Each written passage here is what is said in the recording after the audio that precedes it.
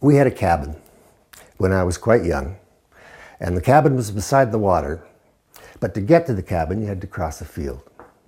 And this field became a fascination for me, and I loved it. It was waving grasses and the mountains in the background, and the wind would blow through. So it gave me a lesson. It was the best teacher I ever had as far as sensing and seeing, because it taught me about texture, it taught me about rhythm, it taught me about movement and color, all of those things. In other words, it taught me how to see.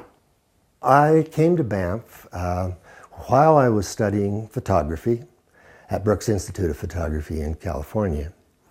And I was asked to come up one summer to assist Vic Kreitch, who was really the head of the photography department at that point. And I discovered people there from all over the world, literally, and all ages. But most importantly, what I discovered was I loved working with them. I loved sharing the things that I'd learned from the field, and we worked day and night because we were having fun.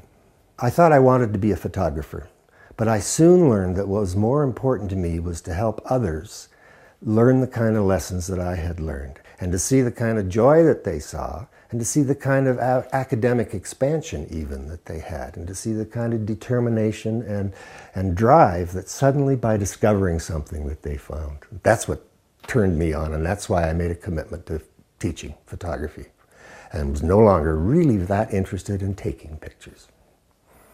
What helped me in learning how to teach, really, was to see that we had to give the students, the people learning photography, some self-confidence of their own. And I soon learned that the first thing we had to say is the most valuable thing you can do is, number one, look at the people around you, because there are huge resources there. Secondly, don't be afraid to fail, because we can learn so much more. Bring your photographs in and we'll laugh at them and we'll talk about them and we'll learn something. I was never quite sure what I would gain from this kind of work, but I soon learned that I gained from seeing students of mine go far beyond anything I did for them and develop wonderful reputations and develop wonderful careers, and still maintaining this tremendous determination. That was the thing that pleased me. And so now I have people that I was connected with one way or another all over the world, and I hear from them. How could I be more satisfied than that? I mean, that's exciting.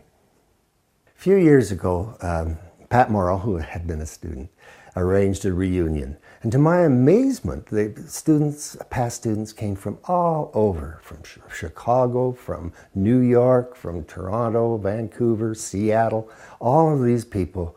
And I think it was because we had a family. And it wasn't just me, we had a family, and it was fun to be together again. That's what it was all about. Well, when Joan and I had the opportunity to come to Canmore, there was never any thought of going anywhere else but there, and to raise our family here. And what a privilege it's been, and what a joy it's been.